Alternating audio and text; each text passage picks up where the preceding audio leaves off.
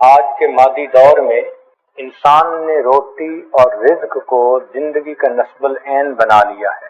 روٹی کو اتنی اہمیت کبھی بھی حاصل نہیں تھی جتنی اہمیت کے آج حاصل ہے۔ اس لیے روٹی کمانے کے پیچھے وہ اپنے مالک کو ناراض کر بیٹھتا ہے، حلال اور حرام کی تمیز ختم کر دیتا ہے۔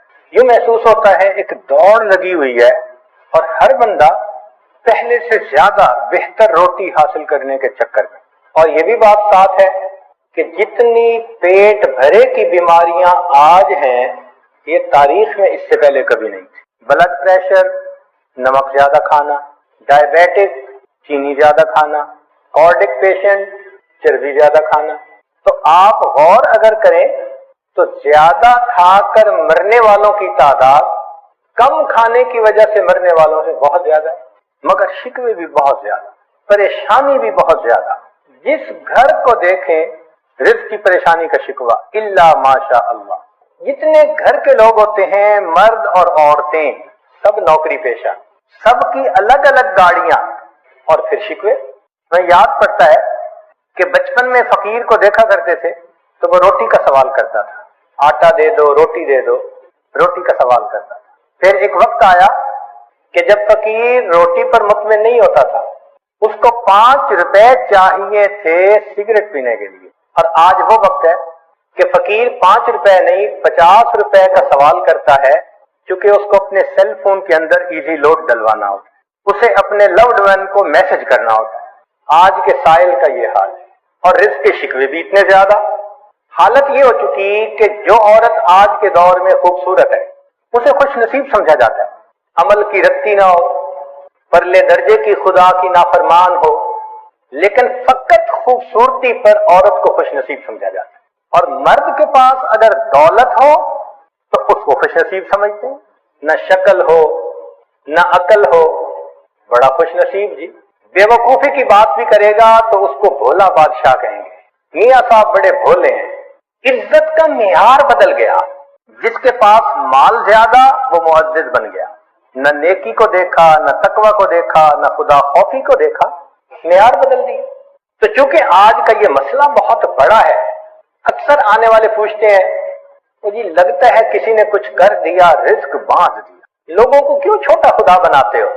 اگر اللہ رب العزت رزق دینا چاہیں ساری دنیا کے انسان جمع ہو کر اس کو بند نہیں کر سکتے، اور اللہ تعالیٰ رزق نہ دینا چاہیں ساری دنیا کے انسان مل کر رزق دے نہیں سکتے۔ جب رزق کا پروردگار نے ذمہ لے لیا پھر اتنی فرسٹریشن کس بات کی؟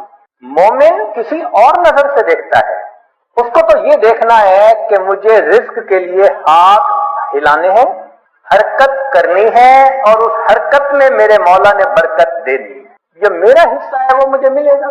شریعت کی خوبصورتی دیکھیے، نبی علیہ الصلوۃ والسلام کو ایک صحابی ملے، مصافحہ کیا، آپ صلی اللہ علیہ وسلم نے دیکھا کہ اس کی ہتھیلیوں کے اوپر گٹے پڑے ہوئے ہیں، بہت سخت ہتھیلیاں ہیں۔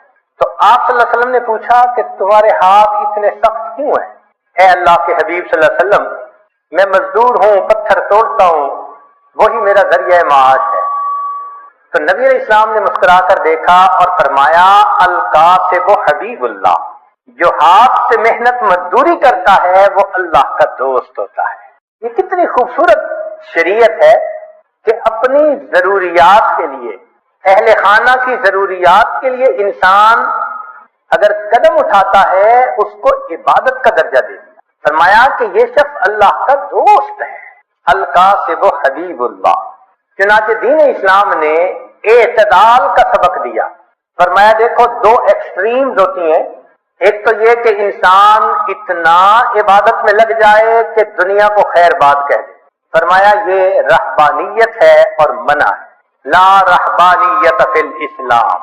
اور دوسرا، انسان اتنا دنیا کے پیچھے لگ جائے کہ روٹی کپڑا اور مکان اس کو زندگی کا مقصد ہی بنا لے، فرمایا یہ اباحیت ہے اور یہ بھی منع ہے۔ اعتدال کا راستہ اپناؤ، ضروریات پوری کرنے کے لیے کام کاج کرو۔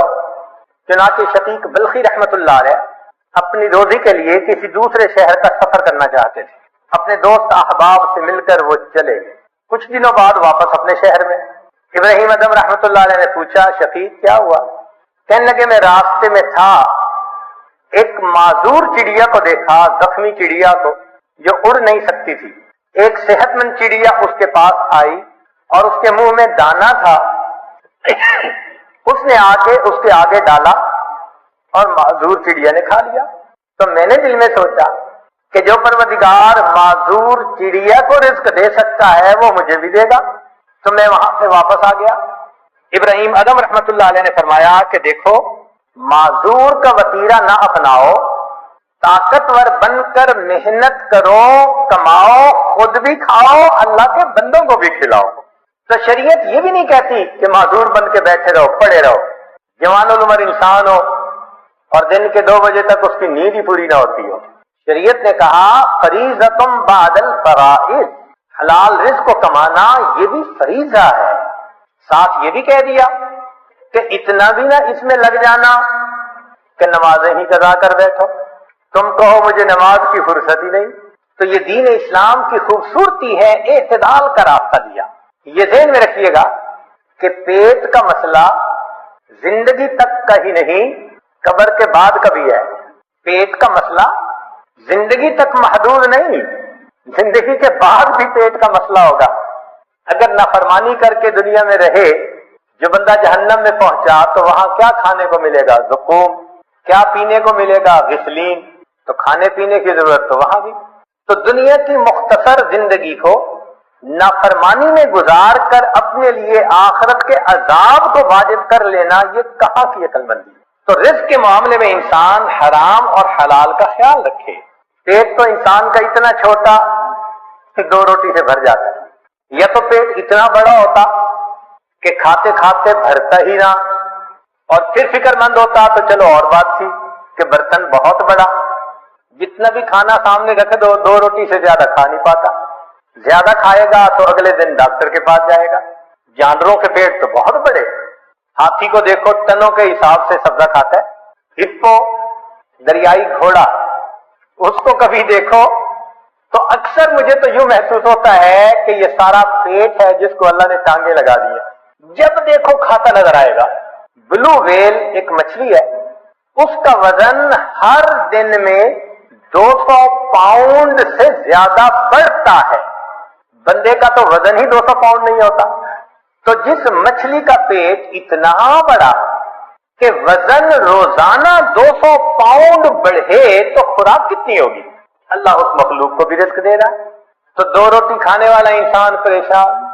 حال دیکھو کہ پرندے گھر سے خالی پیٹ نکلتے ہیں، شام واپس آتے ہیں تو پیٹ بھرے ہوتے ہیں، اور یہ بندہ صبح سویرے ناشتہ کر کے پیٹ بھرا گھر سے نکلتا ہے، شام واپس آتا ہے پیٹ خالی، بھوک لگی ہوتی ہے، بیوی کو کہتا ہے جلدی کھانا لگاؤ۔ پیٹ کو بھر لینا ہی تو صرف کام نہیں ہے نا۔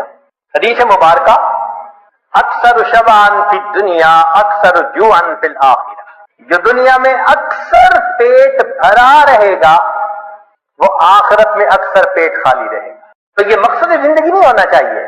ہاں انسان کی ضرورت ہے، ضرورت کے درجے میں اس کو پورا کرنا چاہیے۔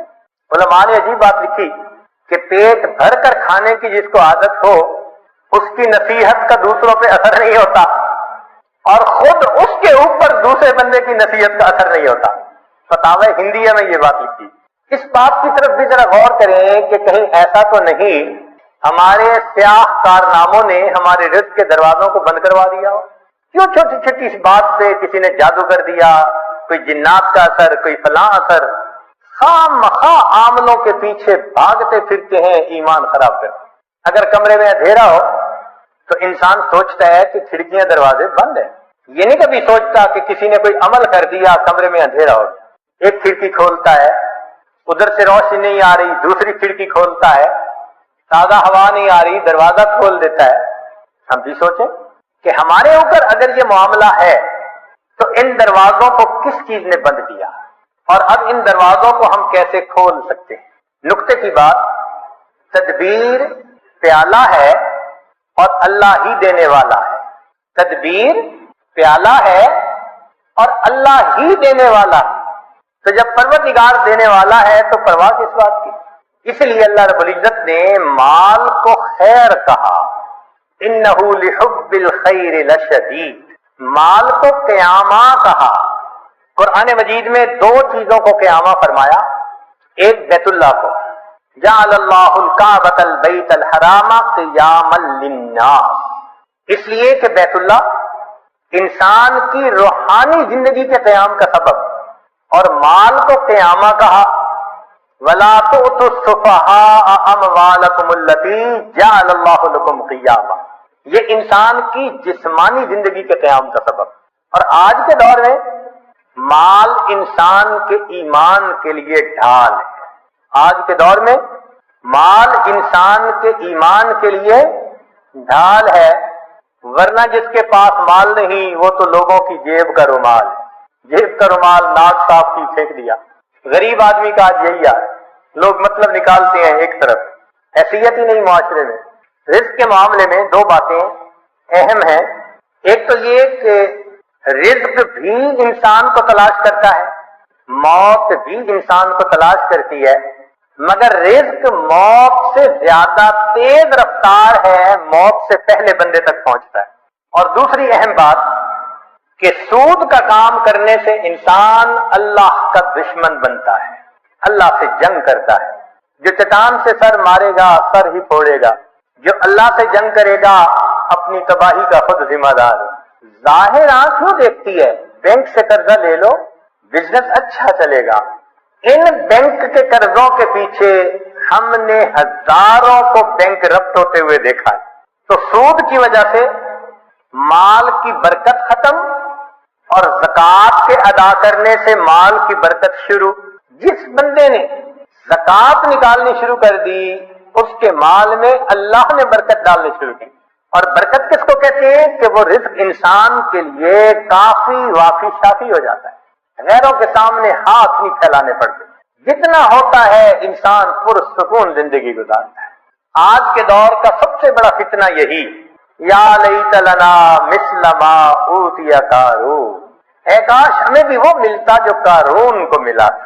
اللہ تعالیٰ ارشاد فرماتے ہیں نحن قسمنا بینہم معیشتہم، ان کے درمیان معیشت کو ہم نے تقسیم کیا۔ تو مومن اللہ کی تقسیم پہ راضی رہے، اپنی طرف سے پسینہ بہائے، وہ ہماری ذمہ داری ہے۔ اس کے بعد دال ساگ بھی مل جائے تو اللہ کا شکر ادا کرے۔ داؤد علیہ السلام کو فرمایا گیا کہ اے داؤد، اگر تجھے کھانے میں کبھی سڑی ہوئی سبزی ہی مل جائے تو سبزی کو نہ دیکھنا، اس بات کو دیکھنا کہ میرے پروردگار نے جب رزق کو تقسیم کیا تو میں اسے یاد تھا، بھیجنے والا تو وہ ہے نا، اس نے یاد رکھا، اس سے بڑی اور کیا بات ہو سکتی۔ اس لیے مال کی طلب میں اجمال ہو، اضطراب نہیں ہونا چاہیے۔ ایسے نہ ہو کہ انسان دوسرے کی جیب کی طرف دیکھ رہا ہو کہ یہ تو خود نکال کے دے دے ورنہ میں اس کا گریبان پکڑ کے اسے چھین لوں۔ اللہ پہ توکل کریں گے تو اللہ تعالیٰ اتنا دیں گے کہ آپ بس کریں گے۔ چنانچہ مال سے ہر کام دنیا کا نہیں سنورتا۔ آج جتنے مال والے زیادہ اتنے پریشان زیادہ، اتنے بیمار بھی زیادہ۔ مال سے انسان اینک تو خرید سکتا ہے، بینائی تو نہیں خرید سکتا۔ مال سے انسان اچھی غذا تو خرید سکتا ہے، اچھی صحت کو تو نہیں خرید سکتا۔ مال سے انسان اچھے کپڑوں کو تو خرید سکتا ہے، خوبصورتی کو تو نہیں خرید سکتا۔ مال سے انسان دوائیاں تو خرید سکتا ہے، صحت کو تو نہیں خرید سکتا۔ اور مال سے انسان جسم کو تو خرید سکتا ہے، کسی کے دل کی محبت کو تو نہیں خرید سکتا۔ کتاب کو تو خرید سکتا ہے، علم کو تو نہیں خرید سکتا۔ تو دنیا میں بھی مال سے ہر کام نہیں ہوتا، اس لیے جتنا اس کا مقام ہے اس کو وہیں پہ رکھا جائے۔ اللہ تعالیٰ ارشاد فرماتے ہیں وَمَا خَلَقْتُ الْجِنَّ وَالْإِنسَ إِلَّا لِيَعْبُدُونِ، کہ انسانوں اور جنوں کو عبادت کے لیے پیدا کیا۔ مَا أُرِيدُ مِنْهُمْ مِنْ رِزْقٍ وَمَا أُرِيدُ أَنْ يُطْعِمُونِ، ان سے روزی کموانا تو نہیں چاہتے، ہم نہیں چاہتے کہ گدھے کی طرح صبح سے لے کے شام تک جتا رہے اور نمازوں کی ہوش ہی نہ ہو۔ مقصد کو مقدم کرنا چاہیے۔ اللہ رب العزت رزق پہنچا کر رہتے ہیں۔ چنانچہ باجید بستانی رحمت اللہ علیہ سے کسی نے کہا کہ حضرت کیا کریں، رزق کی بڑی پریشانی ہے، تو فرمایا کہ تم اپنے گھر جاؤ اور تمہیں اپنے گھر میں جو بندہ ایسا نظر آئے کہ اس کا رزق تمہارے ذمے، بازو پکڑ کے گھر سے نکال دو، اور جس کا رزق خدا کے ذمے تو تمہیں کیا پرواہ۔ باجید بستامی رحمۃ اللہ علیہ فرماتے تھے اگر اللہ تعالیٰ ساری مخلوق کو میری عیال بنا دے اور ساری زمین کو تانبے کی بنا دے اور آسمان سے ایک قطرہ بھی بارش کا نہ ٹپ کے، مجھے اتنے عیال کی روزی کی پریشانی نہیں، میرا مولا روزی پہنچا دے۔ ایسا یقین تھا ہمارے بزرگوں کو اللہ رب العزت کی ذات پر۔ چنانچہ باجید بستامی رحمۃ اللہ نے کسی کے پیچھے نماز پڑھی، امام صاحب نے تعارف کیا تو پوچھا من این تاکل، بھئی آپ کا ذریعہ معاش کیا ہے، کہاں سے روٹی کھاتے ہیں؟ تو باجید بستامی رحمۃ اللہ نے جواب دیا اصبر، صبر کرو، حتی اعید الصلاۃ التی صلیتها خلفک، میں وہ نماز لوٹا لوں جو تیرے پیچھے پڑی ہے، حیث شککت فی رازق المخلوقین، اس لیے کہ تجھے مخلوق کے رزق دینے والے کے اندر شک ہو گیا ہے۔ بنو کا ایک نشئی تھا تو کسی نے کہا کہ آٹا مہنگا ہو گیا، کہنے لگا اپنے لیے قیمت بڑھائی ہے، ہمیں تو روزی اسی نے دینی ہے۔ ایک نشئی کا اللہ پہ توکل دیکھو کہ جی آٹا مہنگا ہو گیا، کہتے اپنے لیے قیمت بڑھائی ہے، ہمیں تو روزی دینی ہے نا۔ اللہ کے پیارے حبیب صلی اللہ علیہ وسلم نے اپنی تعلیمات میں اس رزق کی پریشانی کے بھی اسباب بتلا دیے کہ یہ پریشانی کیسے دور ہو سکتی ہے۔ چنانچہ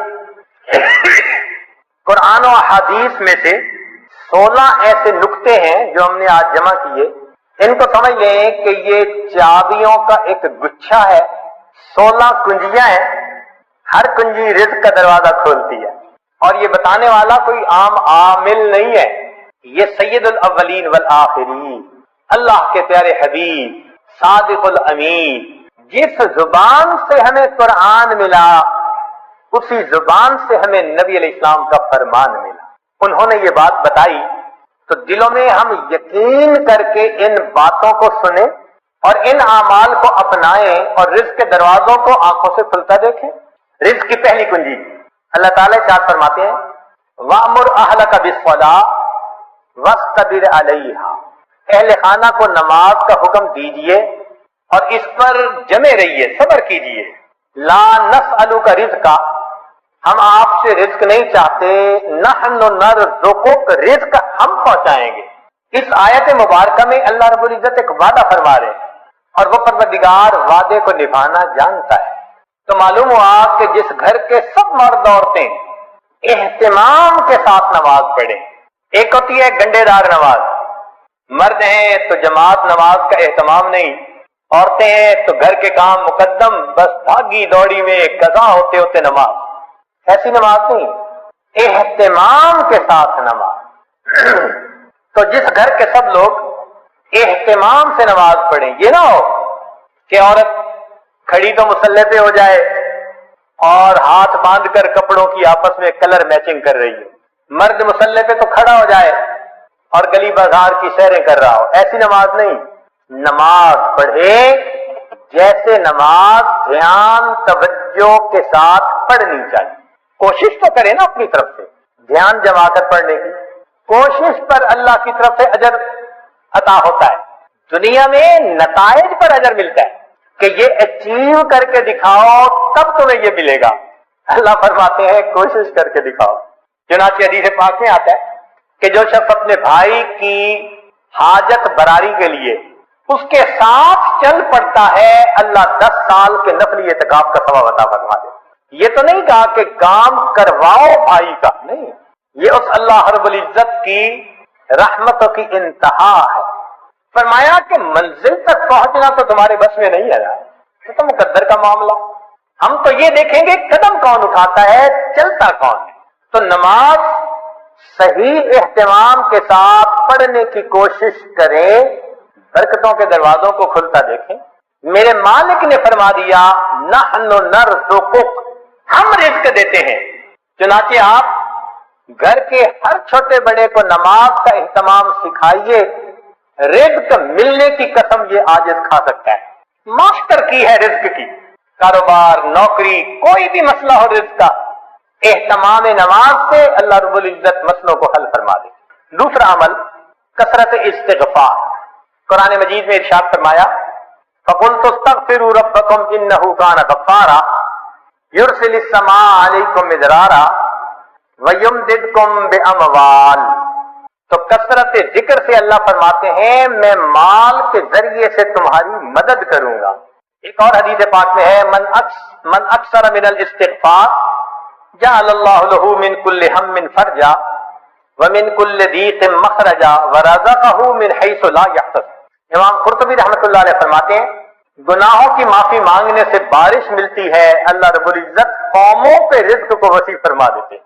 تیسرا عمل انفاق فی سبیل اللہ کے راستے میں نیک کاموں میں خرچ کرنا۔ چنانچہ اللہ رب العزت ارشاد فرماتے ہیں وما انفقتم من شیء فهو یخلفہ، تم اللہ کی راہ میں جو خرچ کرو گے اس کا بدلہ مل کر رہے گا، ریٹرن مل کر رہتا ہے۔ یہ نہیں ہو سکتا کہ اللہ کے راستے میں خرچ کرو اور ملے نہ اس کے بدلے۔ یہ جو انفاق ہے یہ لفظ بنا نفق سے، نفق کہتے ہیں سرنگ کو، اور سرنگ میں انسان ایک طرف سے داخل ہو کر نکلتا ہے پھر دوسرا داخل ہو سکتا ہے۔ تو فرمایا کہ تمہارے پاس جو پہلا رزق ہے اس کو نکالو گے تو دوسرا آئے گا نا۔ وما تنفقوا من خیر یوفى الیکم، فرمایا انفق ینفق علیک، تم خرچ کرو اللہ تم پر خرچ کرے گا۔ عبداللہ بن عمر اللہ عنہ فرمایا کرتے تھے ان للہ اقواما اختصهم بالنعم لمنافع العباد، اللہ کے کچھ بندے ایسے ہوتے ہیں اللہ نے ان کو اپنے بندوں کے منافع کے لیے مخصوص کر دیا، ان کی ذات سے اللہ کے بندوں کو نفع ملتا رہتا ہے، یہ ان کا چارٹر آف ڈیوٹی ہوتا ہے، جو ان کو ملتا ہے وہ ان کے اپنی ضرورت کے لیے صرف نہیں ہوتا، وہ دوسروں تک پہنچانے کے لیے ہوتا ہے۔ جو ڈاکیا ڈاک پہنچاتا رہے اس کی ترقی ہوتی رہتی ہے، اور جو ڈاک نہ پہنچائے تو اسے اپنی نوکری سے معزول کر دیتے ہیں۔ چنانچہ کتنے لوگوں کو آپ نے دیکھا ہوگا کہ بڑا اچھا کام چلا، کاروبار چلا، پھر یکدم ٹھپ۔ وجہ کیا بنی کہ جو ملا تھا وہ سارا ان کا نہیں تھا، اس میں اللہ کے لیے خرچ کرنا تھا، مسکینوں پر، بیواؤں پر، طلباء پر، دین کے راستے میں، فلاحی کاموں میں۔ یہ خزانے کے سانپ بن کر بیٹھ گئے، بینک بیلنس چیک کرتے ہیں آج اتنے ملین اور آج اتنے ملین، اوپر سے ڈاکانی بند ہو گئی۔ کہتے ہیں جی ایک وقت تھا مٹی کو ہاتھ لگاتے تھے سونا بنتی تھی، حضرت صاحب آج تو سونے کو ہاتھ لگائے مٹی بنتا ہے، کسی نے کچھ کر دیا ہے۔ جی بالکل آپ نے خود ہی تو کیا ہے، آپ کی تو بہترین نوکری لگی تھی کہ اللہ کے بندوں کو ان کا حصہ پہنچاؤ۔ کتنا پہنچانا تھا؟ پورے مال میں سے 2.5%، زکوٰۃ پورے مال میں سے 2.5%۔ سبحان اللہ، ہم نے دیکھا لوگ چاہتے ہیں بڑے کی نوکری کریں، چنانچہ چھوٹی کمپنی کی بجائے بڑی کمپنی کی نوکری، اور بڑی کمپنی کی بجائے ملٹی نیشنل کمپنی کی نوکری، جی اور زیادہ بینیفٹ ملیں گے۔ تو کیا اچھا کہ ہم سب سے بڑے کی نوکری کریں۔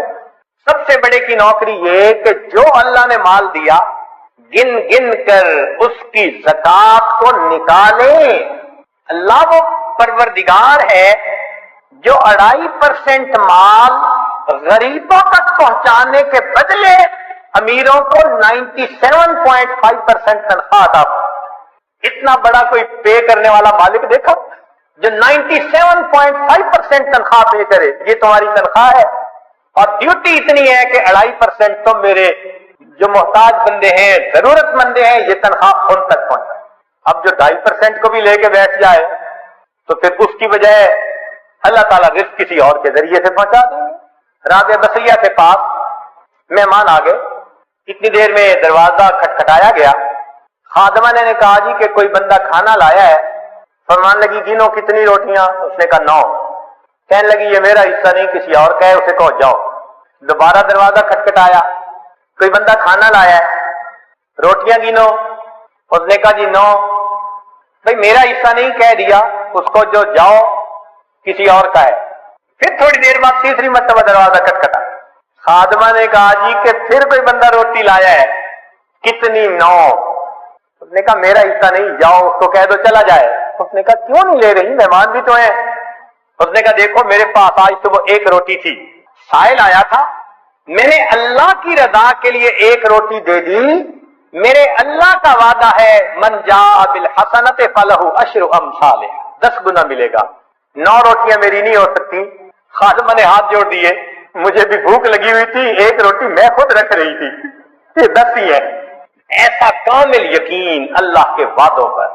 ابھی بجوی رحمت اللہ علیہ، بیوی نے آٹا گوندا، پھر تنور جلانے کے لیے لکڑیاں کاٹنے گئی، پیچھے سے سائل آ گیا، اس نے کہا بڑا محتاج ہوں، اللہ کے لیے کچھ دے دو۔ اللہ والوں کی عادت ہوتی ہے جب کوئی اللہ کے لیے کہتا ہے تو پھر وہ کھول دیتے ہیں اپنے دونوں ہاتھوں۔ انہوں نے وہی آٹا اٹھا کے دے دیا۔ اب بیوی لکڑیاں لے کے آئی، اس نے کہا آٹا، کہنے لگے میں نے روٹیاں پکنے کے لیے بھیجا ہے، میں نے روٹیاں پکنے کے لیے بھیجا ہے۔ ابھی ان کی بیوی نے چولہے میں آگ پوری نہیں جلائی تھی کہ اتنے میں دروازہ کھٹکھٹایا۔ بیوی نے پوچھا کون؟ کہنے والے نے روٹیاں بھی دے دی، سالن بھی دے دی۔ تو بیوی نے آ کر کہا کہ تم نے جہاں روٹیاں پکنے بھیجی تھی، پکانے والے نے سالن بھی ساتھ بھیج دیا ہے۔ اللہ کے راستے میں خرچ کرنے کی ایک حلاوت ہے، وہ حلاوت جس کو مل جائے اس کو پھر فکر نہیں ہوتی، سب غموں سے آزاد۔ رزق کی کشائش کے لیے اگلا نسخہ دین کی خاطر ہجرت کرنا۔ اللہ رب العزت فرماتے ہیں وَمَن يُهَاجِرْ فِي سَبِيلِ اللَّهِ يَجِدْ فِي الْأَرْضِ مُرَاغَمًا كَثِيرًا وَسَعَةً، جو اللہ کے راستے میں ہجرت کرے اسے جائے پناہ بھی ملے گی، رزق میں وسعت بھی ملے گی۔ رزق بڑھانے کی اگلی کنجی تقوی کا اختیار کرنا۔ ارشاد باری تعالیٰ ہے وَلَوْ أَنَّ أَهْلَ الْقُرَىٰ آمَنُوا وَاتَّقَوْا لَفَتَحْنَا عَلَيْهِمْ بَرَكَاتٍ مِّنَ السَّمَاءِ وَالْأَرْضِ، اگر یہ بستی دیسوں والے ایمان لاتے، تقوی کو اختیار کرتے، ہم آسمان اور زمین سے برکتوں کے دروازے ان پر کھول دیتے۔ ایک جگہ فرمایا لَأَكَلُوا مِن فَوْقِهِمْ وَمِن تَحْتِ أَرْجُلِهِمْ، ہم ان کو وہ نعمتیں کھلاتے جو اوپر آسمان سے اتارتے ہیں اور وہ نعمتیں کھلاتے جو نیچے زمین سے نکالتے ہیں۔ فرمایا وَمَن يَتَّقِ اللَّهَ يَجْعَل لَّهُ مَخْرَجًا وَيَرْزُقْهُ مِنْ حَيْثُ لَا يَحْتَسِبُ، اللہ تعالیٰ ایسی طرف سے رزق دیتا ہے کہ جس کا وہم و گمان ہی نہیں ہوتا۔ نبی علیہ السلام نے فرمایا علیک بتقوی اللہ فإنہا جماع کل خیر، تقوی اختیار کرو یہ تمام خوبیوں کی جامع ہے۔ سفیان ثوری رحمت اللہ علیہ عجیب بات فرماتے تھے اتق اللہ فما رأیت تقیا محتاجا، میں نے آج تک کسی متقی بندے کو محتاج نہیں دیکھا کہ در در کے دھکے کھاتا پھرے، لوگوں کے سامنے ہاتھ پھیلاتا تھا۔ آپ بتائیے، آپ نے بھی بڑی دنیا دیکھی، سمجھدار ہیں، عقل مند ہیں، تعلیم یافتہ ہیں، آپ نے اپنی زندگی میں کسی حافظ با عمل یا عالم با عمل کو بھوکا پیاسا ایڑیاں رگڑتے مرتے دیکھا ہے تو بتا دیجیے، ایک مثال پیش نہیں کر سکتے۔ ہم نے اپنی زندگی میں P H D doctor, highest degree qualification کی دنیا میں بھوک پیاسے ایڑیاں رگڑتے مرتے دیکھا۔ ہم یہ تو بتا سکتے ہیں کہ نیکی تقوی کی لائن میں زیادہ کھا کر مر گئے۔ امام مسلم رحمت اللہ علیہ کا واقعہ، کھجوریں زیادہ کھانے سے موت آ گئی۔ یہ نہیں بتا سکتے کہ جی بھوکا پیاسا، کہتے ہیں نا جی طلباء کہاں سے کھائیں گے؟ بھائی جہاں سے انبیاء کھاتے تھے وہیں سے ان کے جانشین بھی کھائیں گے۔ تو موٹی سی بات ہے کہ رزق اللہ دیتا ہے، تقوی کی وجہ سے اللہ رزق کے دروازے کھول دیتے ہیں۔ 5ویں بات کثرت عبادت۔ حدیث مبارکہ ابن آدم تفرغ لعبادتی املأ صدرک غنى واسد فقرک، اے اولاد آدم تو اپنے آپ کو میری عبادت کے لیے فارغ کر، میں تیرے سینے کو غنا سے بھر دوں گا، تیرے فقر کو بند کر۔ کتنے کھلے اور صاف لفظوں میں لاؤڈ اینڈ کلیئر بتایا جا رہا ہے عبادت کرو، ہم تمہارے فاقے کے راستے بند کریں گے، تمہیں غنا عطا فرما دیں گے۔ اس کی مثال یوں سوچ سمجھیے کہ ہم نے عام گھوڑے کی قیمت کا ایک دفعہ پتہ کیا تو 20 سے 25 ہزار میں گھوڑا مل جاتا ہے، اور ایک ہوتے ہیں دوڑ جیتنے والے گھوڑے، ان کی قیمت لاکھوں میں۔ ہمارے بہت قریبی چودھری صاحب فرمانے لگے جی ہمارے گھوڑے کی قیمت 25 لاکھ روپیہ لگی، ایک گھوڑے کی قیمت۔ تو عام گھوڑے 20,000، بھاگنے جیتنے کے مقابلے کرنے والے 25 لاکھ۔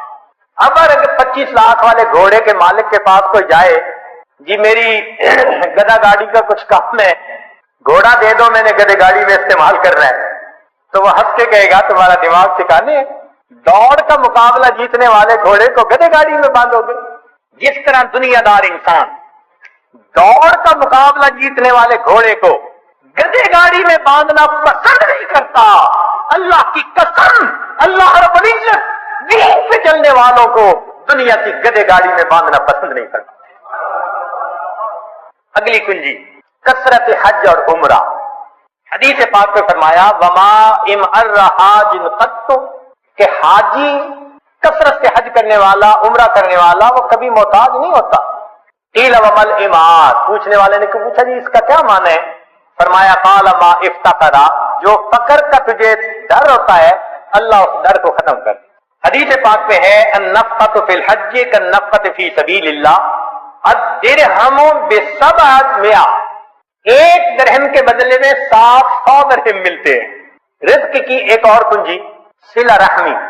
ابو ہریرہ رضی اللہ عنہ فرماتے ہیں، بخاری شریف کی روایت، من احب ان یزاد فی عمرہ ویزاد فی رزقہ فلیصل رحمہ، جو چاہے کہ میرے عمر زیادہ ہو اور میرا رزق زیادہ ہو، اس کو چاہیے کہ رشتہ داروں کے ساتھ اچھا سلوک رکھے۔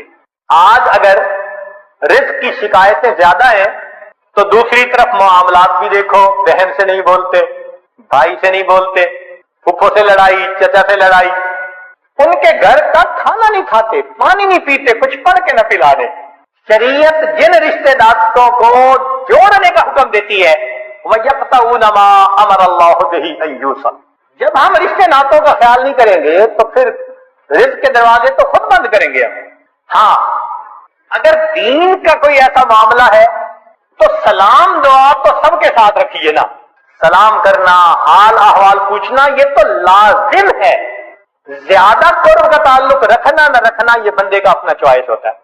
ایک اور حدیث میں فرمایا من سرہ ان یمد لہ فی عمرہ، جسے یہ بات اچھی لگے کہ اس کی عمر بڑی ہو، ویوسع لہ فی رزقہ، اس کے رزق کو اللہ کھلا کر دے، وتدفع عنہ میتۃ السوء، اور اللہ اسے بری موت سے بچا لے، فلیتق اللہ ولیصل رحمہ، وہ اللہ سے ڈرے اور صلہ رحمی کرے، اللہ تعالیٰ تینوں انعام عطا فرما دے۔ آٹھویں بات کمزوروں سے حسن سلوک۔ اللہ تعالیٰ کیا فرماتے ہیں لعلکم ترزقون بضعفائکم، کہ جو تم میں سے کمزور ہوتے ہیں نا ان کی وجہ سے تمہیں رزق ملتا ہے اور تم ان پر خرچ کرتے ہوئے پریشان ہوتے ہو۔ سچی بات تو یہ ہے کہ رب کریم نے ارشاد فرما دیا وَلَوْ يُؤَاخِذُ اللَّهُ النَّاسَ بِمَا كَسَبُوا، اگر اللہ تعالی عملوں کے اوپر پکڑ فرماتا ما ترک علی ظہرہا من دابہ، زمین کے اوپر کوئی جاندار نہ باقی بچتا۔ ہمیں جو مل رہا ہے وہ کون سا ہمارے اپنے اعمال کی وجہ سے؟ کیا پتا فقیر کی دعا لگ گئی ہو، کمزور کی دعا لگ گئی ہو، ہم نے کسی کو مورل سپورٹ دی اس کی دعا لگ گئی، کسی کے غم میں اس کا ساتھ دیا اس کی دعا لگ گئی۔ خوبصورتی دیکھیے دین اسلام کی۔ آج کون ہے جو یہ کہہ سکے جی کہ ہمیں دین یہ تعلیم دیتا ہے کہ تم اپنے کمزوروں کا خیال رکھو؟ اگلا عمل اللہ پہ توکل، وَمَن يَتَوَكَّلْ عَلَى اللَّهِ فَهُوَ حَسْبُهُ، جو اللہ پر توکل کرتا ہے پھر اللہ اس کے لیے کافی ہو جاتا ہے۔ اس کی تفصیل حدیث مبارکہ میں لو انکم تتوکلون علی اللہ حق توکلہ، اگر تم اللہ پہ توکل کرو جیسے توکل کرنے کا حق ہے، لرزقکم کما یرزق الطیور، اللہ تمہیں رزق دے گا جیسے پرندوں کو دیتا ہے، تغدو خماصا، گھر سے خالی پیٹ نکلتے ہیں، وتروح بطانا، اور واپس پیٹ بھرے ہوئے لوٹتے۔ اگلا عمل اللہ کی نعمتوں کا شکر ادا کرنا۔ چنانچہ فرمایا لا یرزق اللہ عبدا الشکر فیحرمہ الزیادہ لأن اللہ یقول لئن شکرتم لأزیدنکم، جس بندے کو شکر کی توفیق مل جائے اس کا رزق کم نہیں ہوتا، کیونکہ اللہ کا وعدہ ہے کہ جو شکر ادا کرتا ہے میں اس کے رزق کو، اس کے نعمتوں کو اور زیادہ کر دیتا ہوں۔ عمر بن عبدالعزیز رحمۃ اللہ علیہ کا ایک خوبصورت قول ہے قیدوا نعم اللہ بالشکر للہ، اللہ کی نعمتوں کو شکر ادا کر قید کر لو۔ جس نے اللہ کی نعمت کا شکر ادا کیا اس نے نعمت کو قید کر لیا، اس کے پاس ہی رہے گی۔ ابن عطا اسکندری رحمت اللہ علیہ، ان کے حکم بہت معروف ہیں. ہمارے بزرگ علماء رمضان المبارک میں اس کی مستقل مجالس کیا کرتے تھے. ان کے حکم کو پڑھے تو یوں لگتا ہے کہ اللہ نے اس امت میں بھی لقمان علیہ السلام کا ایک نمونہ پیدا کر دیا. کیا عجیب باتیں کہی ہے. تو شکر کے بارے میں ان کا ایک قول ملفوظ، جنہیں عربی کا تھوڑا سا بھی ذوق ہوگا نا، وہ تو سن اور پڑھ کے وجد آتا ہے. یہ جامعہ الازہر کے استاد بھی رہے، اور اس جامعہ کو جو پوری دنیا کے اندر ایک مقام ملا وہ ایسے ہی متقی باخدا بزرگوں کی وجہ سے. فرماتے ہیں من لم یشکر النعم فقد تعرض لزوالها، جو نعمت کا شکر ادا نہیں کرتا وہ اپنی نعمتوں کو چھین جانے کے لیے پیش کر دیتا ہے. اللہ مجھ سے یہ چھین لو.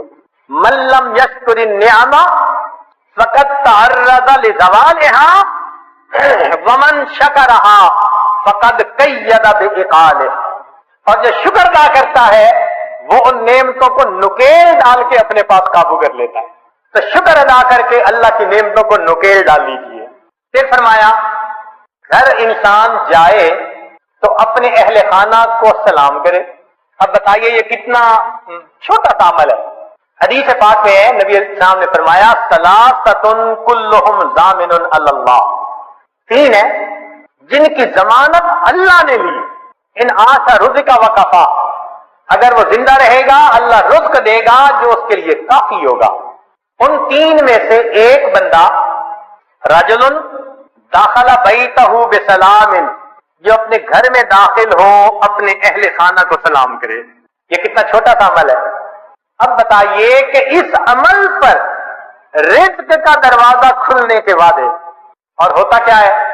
دفتر میں بڑے مزے سے دوستوں میں کھلکھلا کے ہنس رہے ہیں، گھر میں قدم رکھا اور پارا ہائی. خود کہتے ہیں حضرت پتہ نہیں کیا ہوتا ہے، گھر آتا ہوں پارا چڑھ جاتا ہے. یہ آگ شیطانیت ہے، تو شیطان تمہارے اوپر سوار ہو جاتا ہے. اس کو گدھا ملا ہوا ہے، لہذا گھر میں داخل ہونے سے پہلے وہ گدھے پہ چھلانگ مار کے بیٹھ جاتا ہے. نبی علیہ الصلوۃ والسلام کا عمل سیدہ صدیقہ لانا فرماتی ہے کہ اللہ کے پیارے حبیب صلی اللہ علیہ وسلم جب بھی گھر میں داخل ہوتے مسکراتے چہرے کے ساتھ آتے تھے، اہل خانہ کو سلام کیا کرتے. اتنے سے عمل پہ رزق کی پریشانی ختم. اللہ اکبر کبیرہ. اور یہی معاملہ بیوی کے بارے میں کہ جیسے خامد باہر سے آ کے سلام کرے تو بیوی بھی شگفتہ چہرے سے اس کا جواب دے. پھر اگلا عمل والدین کی فرما برداری. حدیث مبارکہ میں ہے کہ 5 چیزوں سے رزق زیادہ ہوتا ہے: صدقہ پر مداومت، صلہ رحمی، جہاد، ہمیشہ باوضو رہنا، والدین کی فرما برداری کرنا. ہاں اگر والدین دین سے روکتے ہیں تو وہ خود اپنے مقام سے گر جاتے ہیں. لا طاعۃ لمخلوق فی معصیۃ الخالق. مگر اس کا یہ مطلب نہیں کہ ان سے بدتمیزی کی جائے، مس بیہیو کیا جائے نا. ایک بزرگ فرماتے ہیں کہ مجھے ایک بندہ ملا جو مستجاب الدعوات تھا. مستجاب الدعوات کہتے ہیں جس کی ہر دعا قبول ہو. تو کہتے ہیں مجھے بڑی تمنا ہوئی کہ پتہ چلے اس کا کون سا عمل جس کی وجہ سے مقام ملا. میں نے کہا میں آپ کے ساتھ کچھ دن گزارنا چاہتا ہوں. وہ گھر لے گیا تو میں نے دیکھا کہ اس کے گھر میں 2 سور بندھے ہوئے ہیں. بڑا حیران، یہ اللہ والا اور اس نے سور پالے ہوئے. میں دیکھتا کہ وہ پہلے سوروں کو چارہ ڈالتا اور بعد میں کھانا کھاتا. تو تیسرے دن میں نے پوچھ ہی لیا کہ مجھے اس عمل کی سمجھ نہیں آئی. اس نے کہا کہ یہ میرے والدین ہیں، ایسے گناہ کے مرتکب ہوئے اللہ نے ان کو انسان سے سور بنا دیا. میرے تو والدین ہیں نا، میں ابھی بھی گھر میں ان کو رکھتا ہوں، خیال کرتا ہوں، ان کو چارہ پہلے ڈالتا ہوں بعد میں کھانا کھاتا ہوں. میرے اس عمل کی وجہ سے اللہ نے مستجاب الدعوات بنا دیا. فرمایا ماں باپ مشرک بھی ہو وصاحبہما فی الدنیا معروفا، اس دنیا میں تم ان کے ساتھ اچھی زندگی گزار. اور اگر ماں باپ کلمہ گو اور نیک ہو سبحان اللہ، پھر تو ان کی خدمت کرو اور اپنے اللہ کی رحمتوں کو حاصل کرو. اگلا عمل دوام طہارت، باوضو رہنا. حدیث مبارکہ سنیے. شکا بعض الصحابہ النبی صلی اللہ علیہ وسلم الفاقہ. بعض صحابہ نے نبی علیہ السلام سے فاقہ کی شکایت کی. نبی علیہ السلام نے فرمایا دم علی الطہارہ تم باوضو رہنے کی کوشش کرو، یوسع علیک الرزق، اللہ تمہارے رزق